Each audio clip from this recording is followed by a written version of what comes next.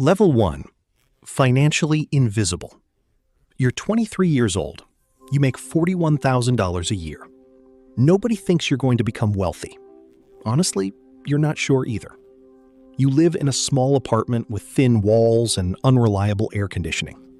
Your paycheck hits your account every 2 weeks and disappears almost immediately.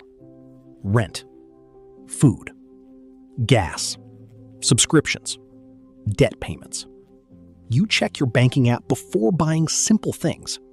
You know exactly how much money is in your account at all times because you have to. You hear people online talking about financial freedom and passive income. It sounds fake. It sounds like something that only happens to other people. Still, you can't stop thinking about it. One night, you calculate how much money you've made in your entire life. The number depresses you. You realize you traded thousands of hours for money you no longer have. That thought sticks with you. You start reading about investing. You don't understand most of it yet. Index funds, compounding, equity, cash flow, assets. It feels like a different language. You keep reading anyway. You open a brokerage account with $300 in it. Watching the market move by a few dollars suddenly feels exciting. You start tracking your spending carefully, not casually, obsessively. You notice most people spend money emotionally. Boredom purchases, stress purchases, status purchases. You realize you do it too. You stop buying things to impress people who aren't paying attention. Your friends joke that you've become cheap. Maybe you have. But something changed in your brain. You stop thinking about money as something you spend. You start thinking about it as workers you can send out to make more money. You save your first $10,000. It takes nearly 2 years. Most people wouldn't be impressed by that number. You are, because you know what it costs to build it. You know the skip trips and late nights and extra shifts behind it. You're still broke by most standards, but mentally, you're different now. You're paying attention. Level 2, the builder phase. You're 26 years old now. Your income reaches $70,000 for the first time. That number felt enormous when you were younger. It doesn't anymore. Taxes hit harder than you expected. Life expenses scale upward quietly. Still, you finally feel like you can breathe a little. Your investment account crosses $25,000, then $40,000, then $60,000. Compound growth becomes real to you. Not emotionally, mathematically.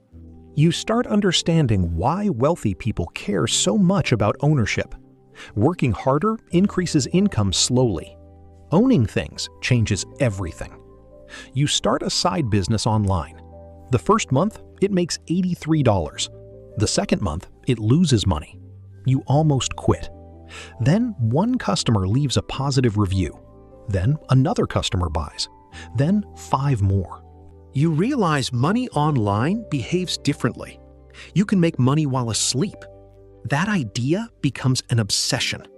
Your evenings disappear into work. Your weekends disappear into work. Your friends stop inviting you to things because you usually say no. You feel guilty sometimes. You also feel momentum for the first time in your life. One day, your side business makes more in a month than your actual salary. You stare at the striped dashboard for a long time. You refresh it 3 times just to make sure it's real. It changes something psychologically. You realize wealth is not built from one paycheck. It's built from systems, assets, ownership, distribution, scale. You start thinking differently now. Every person you meet gets mentally categorized. Builders, consumers, operators, dreamers. You notice some people spend every raise immediately. Better car, better clothes, more expensive apartment. You don't. Your lifestyle barely changes. Most of your money disappears into investments and business growth. It doesn't feel glamorous. It feels delayed, but you're starting to see the machine forming. Level 3, the first million. You're 31 years old. Your net worth crosses $1 million at 2:14 in the afternoon on a Thursday. Nobody knows except you. You're sitting in front of a laptop wearing sweatpants when it happens. There's no dramatic music, no celebration, no life-changing emotional moment. You actually feel strangely calm. You take a screenshot anyway. You look at it for a while. $1 million. When you were younger, millionaires felt mythical. You thought they lived in mansions and flew private jets and drank champagne every night. Most don't. Most just own things quietly for a very long time. Your income is no longer tied directly to your hours. Investments produce cash flow now. Your business has employees. You hire someone to handle customer support first, then operations, then marketing. Letting go of control feels uncomfortable. Nobody cares about your business as much as you do. But you realize something important. Wealth requires leverage. You can either control everything or scale, not both. Your parents still don't fully understand what you do. They ask if your business is stable.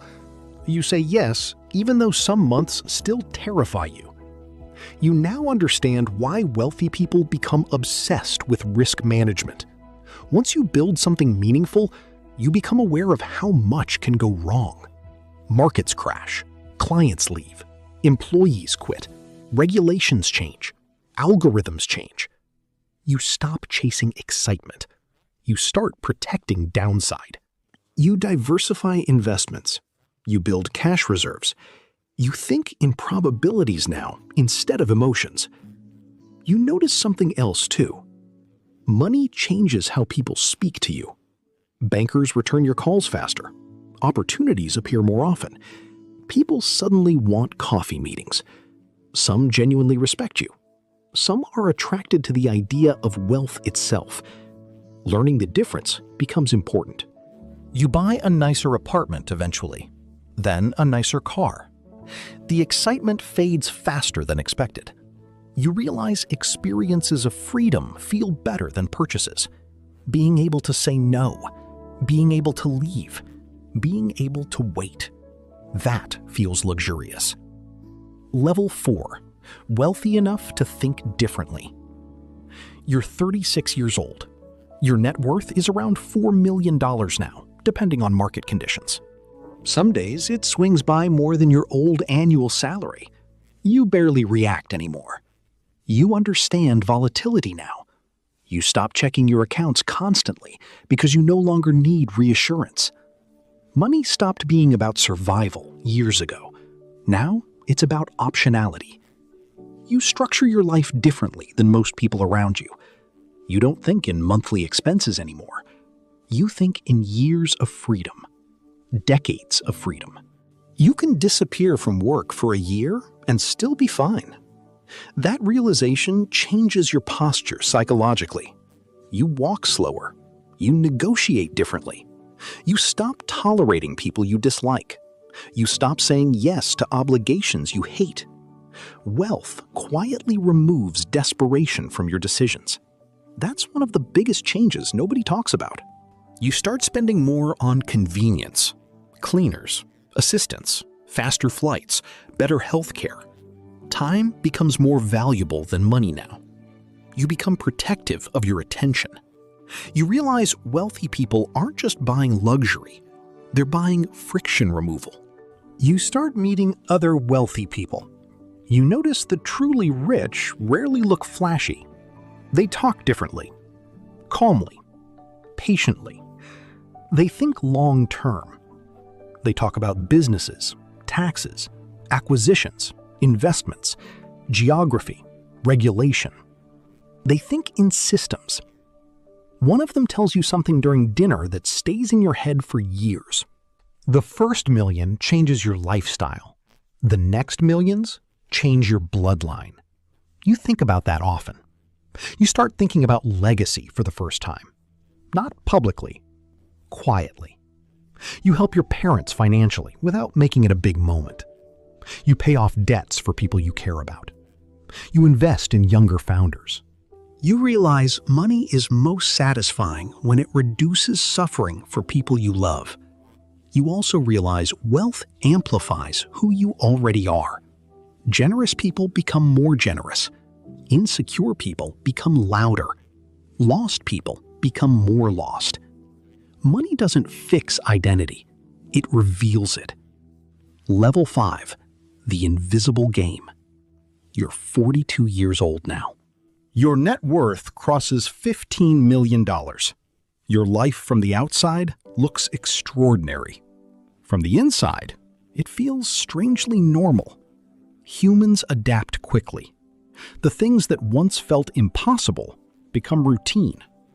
Business acquisitions, investment meetings, lawyers, tax structures, international accounts, large transfers. You remember when seeing 5 figures in your account felt important. Now, 6-figure swings happen quietly in the background while you eat breakfast. The emotional relationship changes completely. Money becomes less emotional and more strategic. You spend more time thinking about allocation than accumulation. Where capital goes, which industries matter, which trends are real, which markets will exist in 10 years. You realize rich people often become obsessed with the future because the future affects large pools of capital. You start understanding why billionaires talk about energy and AI and infrastructure and geopolitics all the time. Scale changes perspective. Younger entrepreneurs come to you for advice now. Some ask about business tactics. Most are really asking for certainty. You can't give them that. You explain that wealth building is emotionally harder than people think. It requires surviving uncertainty for long periods of time. It requires delayed gratification that borders on irrational. It requires staying calm while other people panic. You tell them the hardest part isn't making money. It's becoming the kind of person capable of keeping it. You believe that completely now.